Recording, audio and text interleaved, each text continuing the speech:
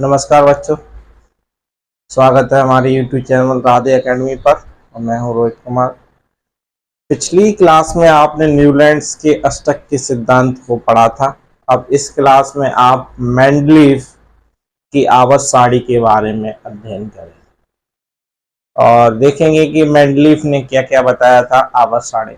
Mendeleev का बहुत बड़ा योगदान रहा। अब मॉडर्न जो अभी हम पढ़ते हैं आधुनिक आवर्त सारणी, उसमें सबसे अधिक अगर किसी का सहयोग रहा तो वो रहा है मेंडलीफ का। उसी में आधुनिक जो आवर्त सारणी बनी है उसी को संशोधन का रूप आधुनिक आवर्त सारणी है।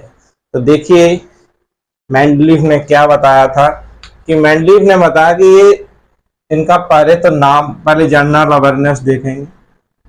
मेंडलीफ की आवर्त सारणी में महान वैज्ञानिक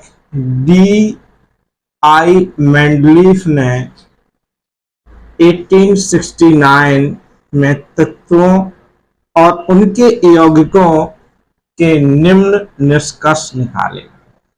जो मेंडलीफ थे उन्होंने 1869 में तत्वों और उनके यौगिकों में के निम्न निष्कर्ष निकाले। वो निष्कर्ष क्या थे वो देखिए। सबसे इंपॉर्टेंट निष्कर्ष, परमाणु भार का मूल लक्षण है। जो तत्व है परमाणु भार तत्वों का जो मूल लक्षण है, और ये किसने बताया? मेंडलीफ ने। दूसरा, तत्वों को उनके परमाणु भारों के बढ़ते हुए क्रम से क्षैतिज पंक्तियों में व्यवस्थित करने पर मिलते जुलते गुणों के तत्व नियमित अंतराल से आते हैं। यानी कहने का मतलब है कि किसी का परमाणु क्रमांक 17, 18, 19, 20 ऐसे तत्व यानी परमाणु भार के बढ़ते हुए क्रम पे उन्होंने क्या किया? क्षैतिज पंक्तियों में व्यवस्थित करने पर मिलते जुलते गुणों के लक्षण या तत्व नियमित अंतराल से आते हैं। यानी कहने का मतलब ये है कि लास्ट में जिन तत्वों की बैलेंसी जैसे कि 2, 2, 2 आई, तो इनके गुणधर्म कैसे होंगे? समान होंगे। संयोजकता तो सभी जानते हैं, जब किसी भी इलेक्ट्रॉन का इलेक्ट्रॉनिक विन्यास करने पर उनके बाहरी कोशों में जितने इलेक्ट्रॉनों की संख्या होती है उसी को संयोजकता कहते हैं। तो उन्होंने क्या किया? परमाणु भारों के बढ़ते हुए क्रम से क्षैतिज पंक्तियों में व्यवस्थित करने पर मिलते जुलते गुणों के तत्व एक नियमित अंतर से आते हैं। अर्थात एक नियमित अंतर के बाद रासायनिक एवं भौतिक गुणों की पुनरावृत्ति होती है। कहने का मतलब है कि ऐसे हमने क्या किया कि जैसे कि परमाणु क्रमांक के बढ़ते हुए क्रम में, जैसे कि ऊपर का 15 है तो नीचे का 16 है, 17 है, 18 है, ऐसे क्रम में आने पर तो वो क्या कह रहे हैं कि उनके भौतिक और रासायनिक गुणों की पुनरावृत्ति होती है। जैसे उदाहरण लिया हमने Li लिथियम, सोडियम, पोटेशियम के लक्षण जो है वो मिलते जुलते हैं। ठीक है, कैसे हैं? मिलते जुलते हैं।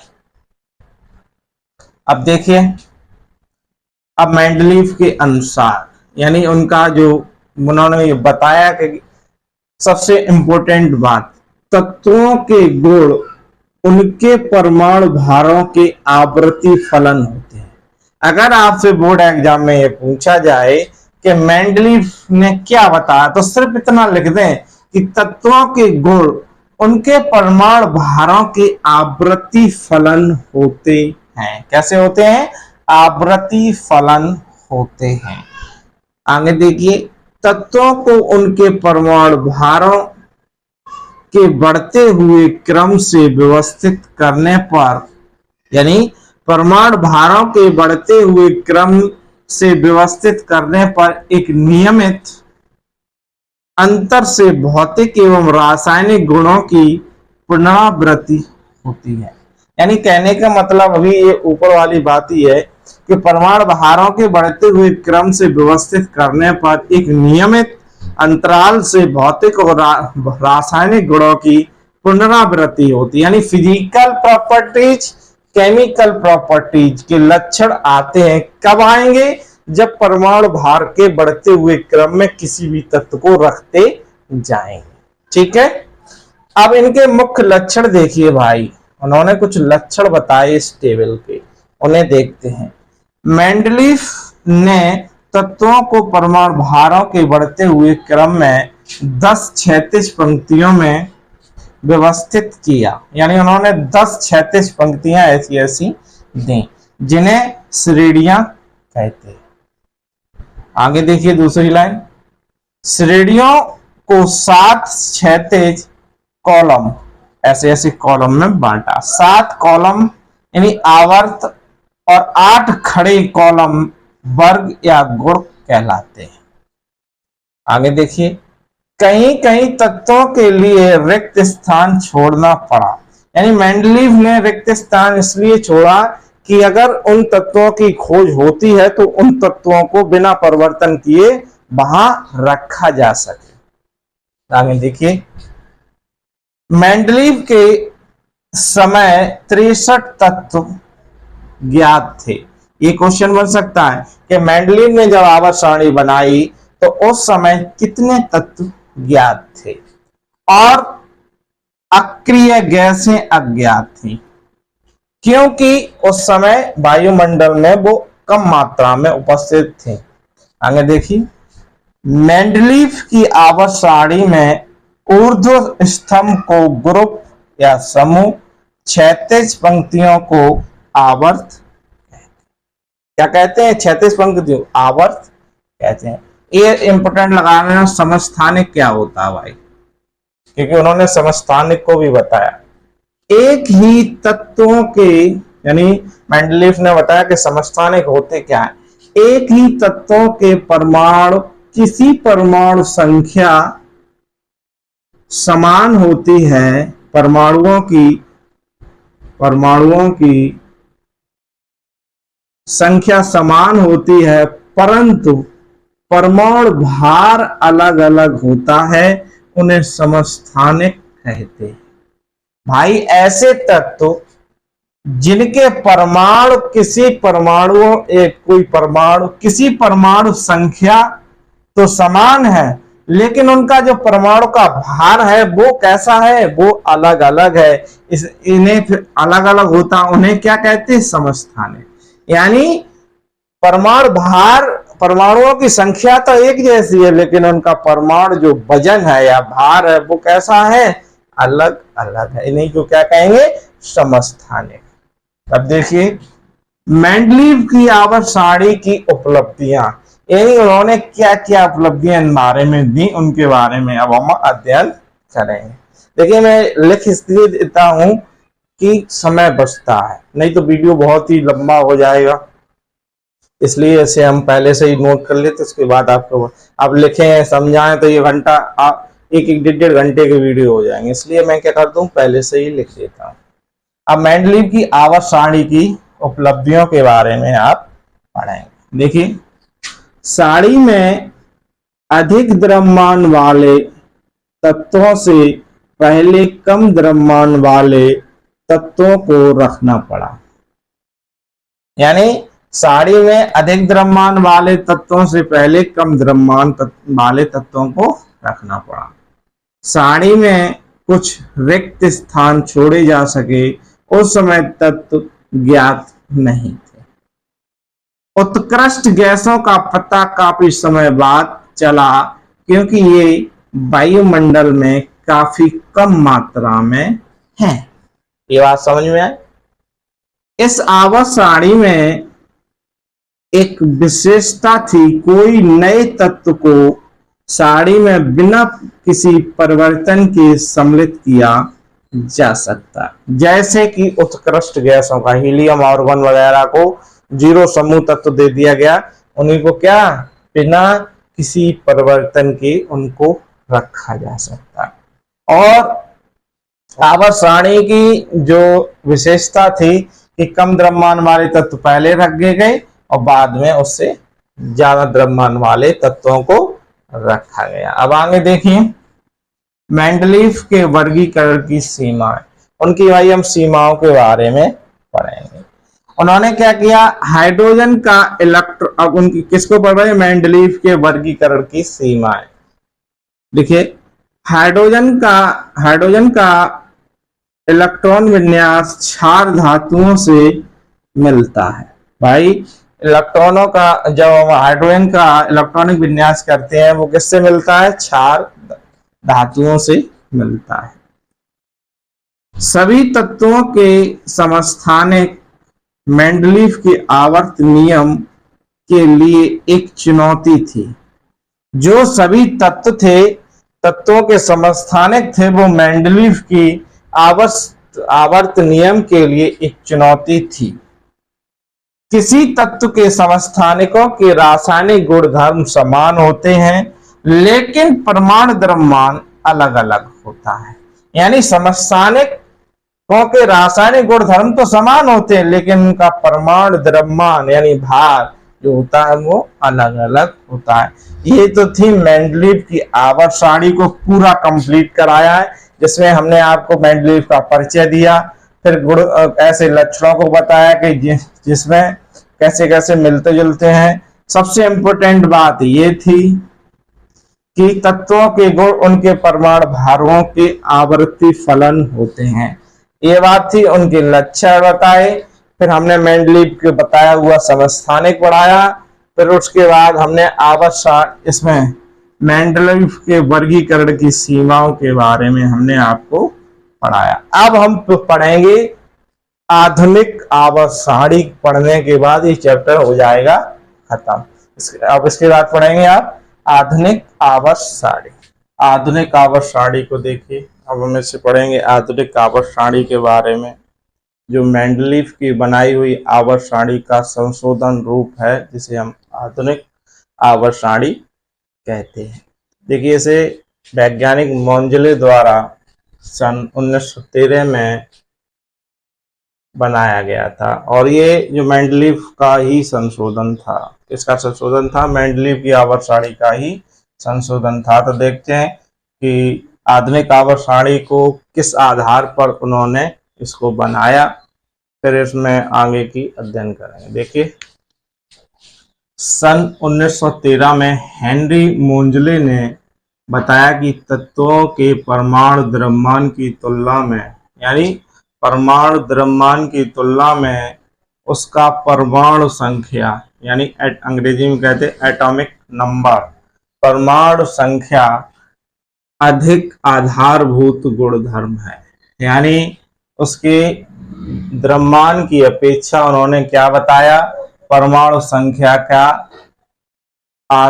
अधिक आधारभूत गुणधर्म है। यानी कहने का मतलब द्रव्यमान से ज्यादा वैल्यू किसकी है, परमाणु संख्या, इसे अंग्रेजी में कहते हैं एटॉमिक नंबर।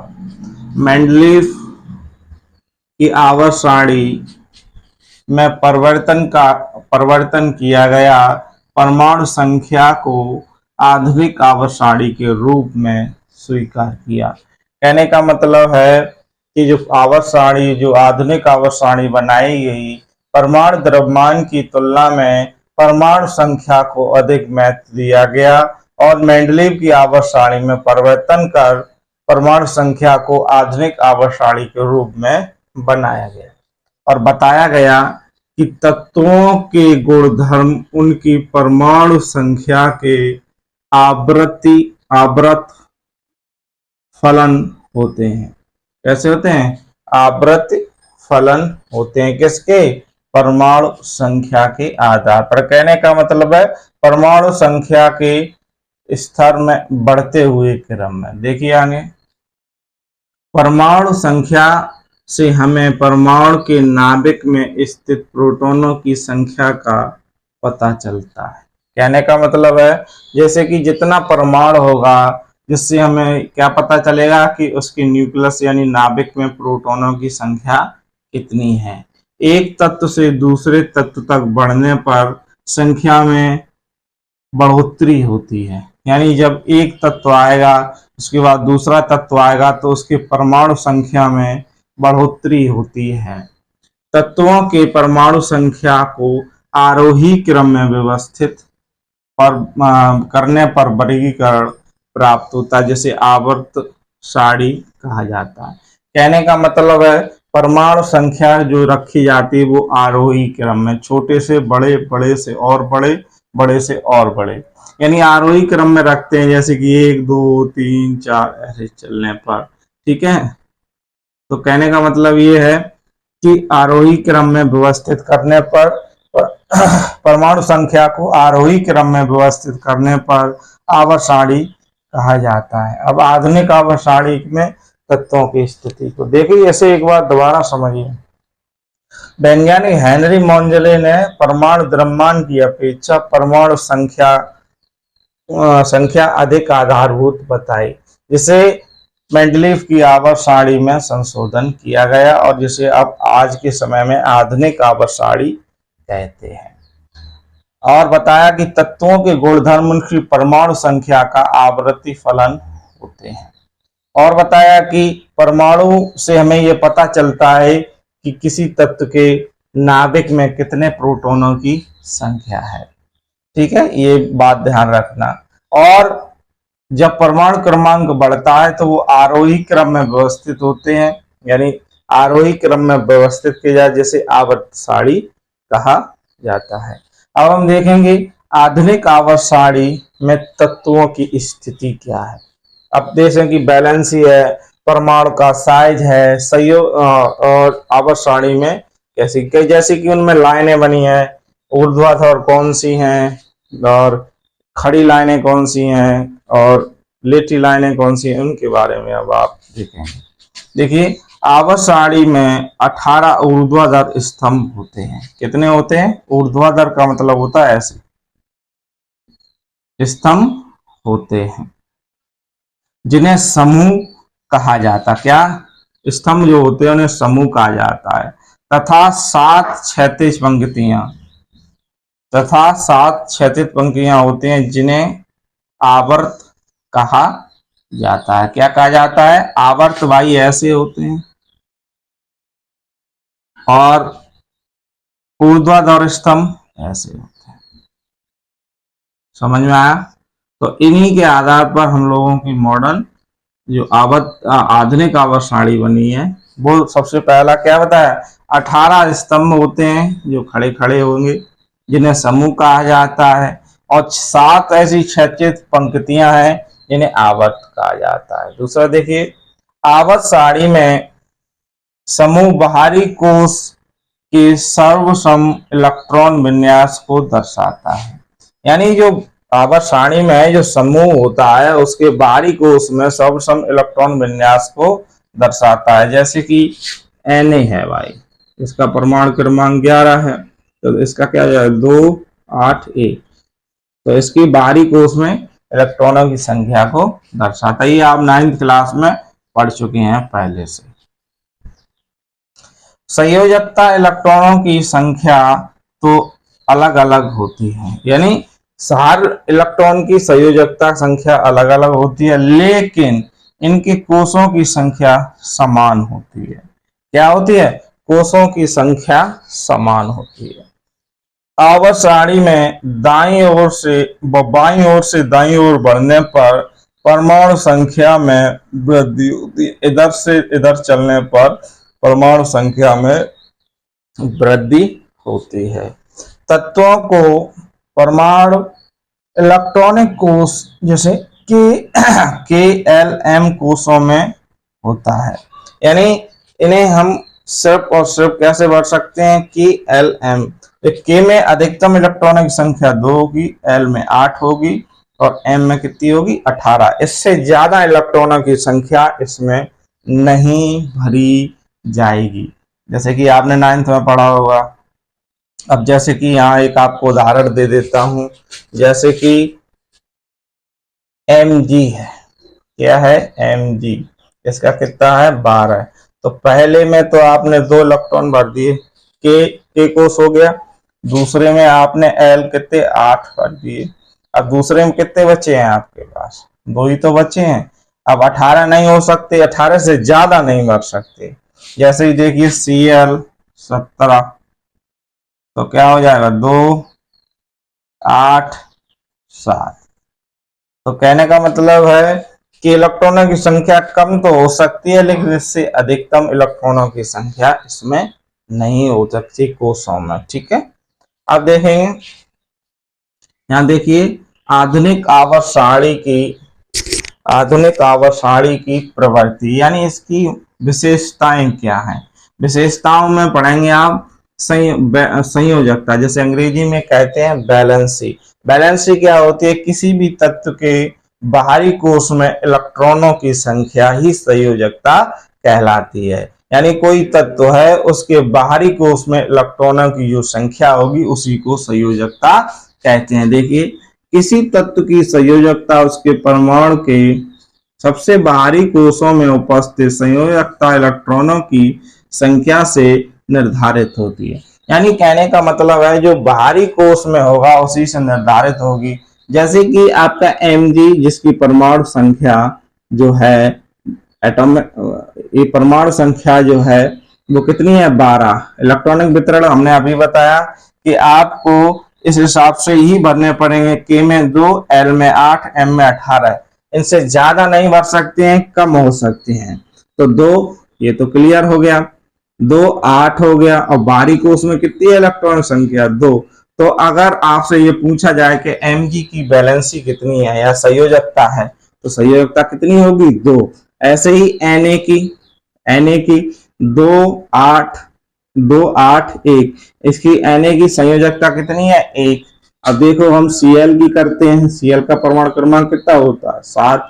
तो 2 8 7, तो इसकी संयोजकता कितनी है 7। तो बैलेंसी समझ में आ गई।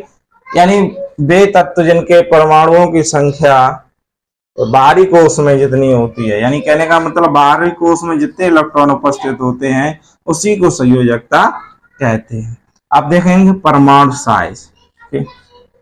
परमाणु साइज क्या है इसे देखिए। परमाणु साइज से परमाणु की त्रिज्या का पता चलता है।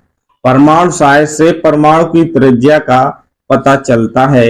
एक स्वतंत्र परमाणु के केंद्र में उसके सबसे बाहरी कोश की दूरी ही परमाणु के साइज को दर्शाती है। कहने का मतलब ये है, कोई अगर परमाणु साइज में, अगर हम परमाणु साइज को देखेंगे तो परमाणु की त्रिज्या का पता चलेगा, लेकिन एक स्वतंत्र परमाणु के केंद्र से जितना बाहरी कोश दूरी पर होगा, यानी कहने का मतलब जितना बाहरी कोश दूरी पे होगा उतना ही परमाणु साइज पर, उसे दूरी ही परमाणु साइज को दर्शाती है।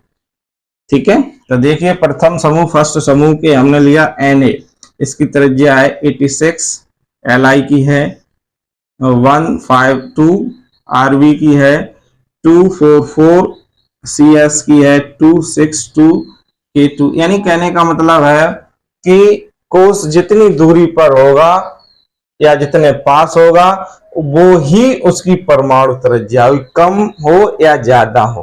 कहने का मतलब है कि बाहरी जो कोश है, इलेक्ट्रॉनिक संख्या जितनी बाहरी कोश में कम होगी तो उसका परमाणु साइज कम होगा, जितनी अधिक होगी उसका परमाणु साइज उतना ही अधिक होगा। आगे एक नोट वाली बात समझिए, नोट है। ठीक है, समूह में ऊपर से नीचे जाने पर परमाणु साइज बढ़ जाता है। या ऊपर जाओ या नीचे जाओ तो क्या होता है, समूह में ऊपर से नीचे जाने पर, नीचे जब जाते हैं तो परमाणु साइज बढ़ता है, क्योंकि उनके परमाणुओं की संख्या में बढ़ोतरी होती है। ये इसलिए होता है कि इसमें नया समूह जुड़ जाता है, कि भाई जब परमाणु संख्या बढ़ेगी तो नीचे समूह भी जुड़ जाता है, जिससे नाभिक में बाहरी कोश की दूरी बढ़ जाती है, जिससे परमाणु साइज बढ़ जाता है। अब जैसे कि किसी भी का, जैसे मान लो कोई 8 है और नीचे 16 आया, तो इसके समूह भी तो बढ़ेंगे, इसके समूह कम होंगे। जैसे कि इसके हो गए 2 2 6, अब इसके देखिए 2 8 8 हो जाएंगे, सॉरी 8 कैसे हो जाएंगे, 10 हो गए, इसके बाद 6 हो गए, तो यहाँ 2 ही हैं और यहाँ कितने हैं 3, तो इसका परमाणु साइज बढ़ेगा क्योंकि ऊपर से नीचे चलने पर इसके परमाणु की संख्या में वृद्धि हो रही है। इसलिए क्या है, समूह में ऊपर से नीचे चलने पर उसमें क्या हो जाता है, उसके परमाणु साइज में वृद्धि हो जाती है या समूह बढ़ जाता है, जिससे बाहरी कोश की दूरी बढ़ जाती है, जिससे परमाणु का साइज बढ़ जाता है। इसके बाद हम देखेंगे धातु और अधातु के रूप में और ऋणात्मकता के रूप में, फिर ये आपकी आधुनिक आवर्त सारणी खत्म हो जाएगी। ठीक है, अब देखिए धातु और अधातुओं के गुणधर्म को देखेंगे कि कुछ धातुएं जो हैं कि उन्हें अलग कौन करता है। आधुनिक आवर्त सारणी में एक तिरछी लाइन होती है जो लाल कलर की, देखो मैं दिखाता हूं।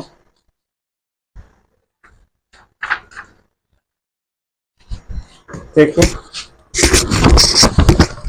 एक लाइन कलर की ये है, देखो आधुनिक आवर्त सारणी, जिसमें ये लाल कलर की जैसे कि BSI G आर्सेनिक, और ये जो टेढ़ी लाइन दी गई है वो लाल कलर की।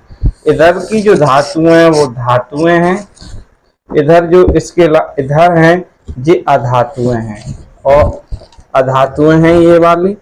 अब इसमें धातु जो लाल कलर की जो रेखा है, इसमें धातुएं और अधातुएं दोनों के लक्षण पाए जाते हैं और यही लाल लाइन अधातुओं को अलग करती है और धातुओं को अलग करती है, और जो रेखा पाई जाती है वो दोनों लक्षणों को प्रदर्शित करती है। देखिए Na एवं Mg जैसी धातुएं साड़ी में बाईं ओर यानी इधर, तथा सल्फर जैसी अधातु बाईं ओर होती हैं, और मध्य में सिलिकॉन जो टेढ़ी मेढ़ी रेखा से शुरुआत हो सिलिकॉन स्थित है, जिसे उपधातु कहते हैं। यानी धातुओं और अधातुओं की जो टेढ़ी मेढ़ी रेखा है, उपधातुओं की जो टेढ़ी मेढ़ी रेखा है, वो धातुओं के लक्षण को भी प्रदर्शित करती है, अधातुओं के लक्षण को प्रदर्शित करती है।